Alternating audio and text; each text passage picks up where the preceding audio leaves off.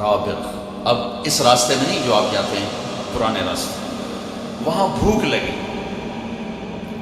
تو ایک خیمہ دیکھا، وہاں یہ حضرات ابو بکر کے غلام عامر بن فہیرہ اور گائیڈ عبداللہ بن عریقط، وہ مسلمان نہیں تھے، کافر تھے وہ اس وقت، اور جناب رسول اللہ صلی اللہ علیہ وسلم. تو وہاں ایک بڑھیا بیٹھی تھی خیمے میں، کہا ماں جی کچھ کھانے کو ملے گا؟ میں نے کہا بیٹا قحط کا زمانہ ہے، کچھ بھی نہیں. تو ایک بالکل مریل بکری کھڑی ہوئی تھی، تو اب نے کہا میں اس کا دودھ نکالوں؟ میں نے کہا پتر ہے تو ماس ہی کوئی نہیں تو دودھ کتوں کرنا. آپ نے کہا ماں جی اجازت دے دو، اگلا کام میرا. تو چونکہ ایک انہونی ہو رہی تھی تو آپ کو بڑے غور سے دیکھتی رہی. آپ نے اس کو کھینچا اور اس کو جو تھنوں کو ہاتھ لگایا تو ایسے لٹک کے نیچے آ گئے، دودھ سے بھر گئے. اچھا بکری سے نکلتا ایک پاؤ دودھ، ہم گاؤں میں رہتے ہیں، بکریاں ہر وقت چاروں طرف، ایک پاؤ سے زیادہ دودھ نکل. آپ نے پورا برتن بھر دیا. پھر وہ ماں جی کو پیش کیا، معبد ان کا نام، انہوں نے پیا، پھر اپنے تینوں ساتھیوں کو پلایا، پھر بعد میں خود پیا. اس کے بعد دوبارہ دودھ نکال کے پھر برتن بھر دیا. لہذا اور پریشان ہو گئے. بکری کی عمر ہوتی ہے 7 سال، اس کے بعد وہ خود مر جاتی ہے 7 سال عام طور پر. یہ بکری 22 سال زندہ رہی اللہ کے نبی کے ہاتھ لگنے کی برکت سے، 22 برس، اور مر گئی، ذبح نہیں ہوئی، مر گئی. حضرت عثمان کے زمانے میں جا کے مر گئی کھڑے کھڑے. شام کو جب اس کا خامد آیا تو اس نے دیکھا برتن میں دودھ. کہنے لگا یہ دودھ کہاں سے؟ انہوں نے کہا یہ بکری سے. کہا تیرا دماغ خراب ہے، کتوں نکل رہا ہے؟ ماں سے دے اتے کوئی نہیں، دودھ کتوں آ گیا؟ اسی سے ایک برکت والا نوجوان آیا تھا، کوئی اس کے ہاتھوں میں ہی برکت تھی.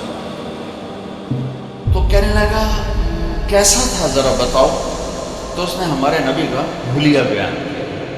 انہوں نے کہا رأیت رجلا ظاہر الوضاء ابلج الوجه حسن الخلق لم تعبه فجرا لم تزر به صعبا ازج اقرا وسيم قصيم في عينيه دعج في صوته صحل في لحيته كفافا في عنقه سطع ان تكلم علاه البهاء وان سكت علاه الوقار فهو انذر الثلاثه.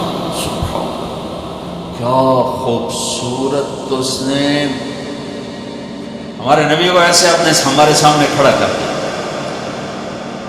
وہ کہنے لگی میں نے ایک نوجوان دیکھا، مجھے یوں لگا جیسے 14ویں کا چاند کپڑے پہن کے زمین پہ اتر آیا ہو. مجھے تو ایسا لگا جیسے 14ویں کا چاند خود ہی اتر آیا ہو کپڑے پہن کے. چمکتا چہرہ، خوبصورت جسم، پیٹ بڑھا ہوا نہیں، سر کے بال اڑے ہوئے نہیں، یعنی گنجے نہیں، سر سے لے کر پاؤں تک چمکتا ہوا جسم. جدھر سے دیکھتی تھی حسین نظر آتے تھے، قصیم، جتنا دیکھتی تھی دیکھنے کا شوق بڑھتا تھا. وسیم، دنیا میں خوبصورت تو ہر دور میں آتے رہیں گے، وسیم اور قصیم دنیا میں ایک آیا، نہ پہلے نہ بعد. یوسف علیہ السلام دنیا کے سب سے حسین تھے، لیکن وسیم اور قصیم صرف ایک ہستی ہیں، ایک ہستی، وہ ہمارے نبی ہیں. کہ وسیم اسے کہتے ہیں جس کو جتنا دیکھا جائے اتنا دیکھنے کا شوق بڑھے، آنکھ نہ بھرے، آنکھ نہ بھرے. اب ایک دفعہ دیکھتے ہیں زیادہ شوق ہوتا ہے، دوسری دفعہ اس سے کم، تیسری دفعہ اس سے کم، آخر میں آپ کہتے ہیں یار ویکھو یا چھڈو پر، ویکھو یا چھڈو پر. وسیم اسے کہتے ہیں جس کو زندگی بھر دیکھو آنکھ نہ بھرے، اسے کہتے ہیں وسیم. اور قصیم اسے کہتے ہیں جس کو جدھر سے دیکھو ہر طرف سے حسن کے جلوے ہوں، اسے کہتے ہیں قصیم. سر سے لے کر پاؤں کے ناخن تک، سر کے بالوں سے پاؤں کے ناخن تک جس کی ہر چیز خوبصورت ہو اس کو کہتے ہیں قصیم. تو میں اس بی بی پہ قربان جاؤں، اس نے کیا وصف بیان کیا کہ یوں لگا جیسے چاند کپڑے پہن کے آ گیا ہو، یوں لگا جیسے 14ویں کا چاند زمین پہ اتر آیا ہو.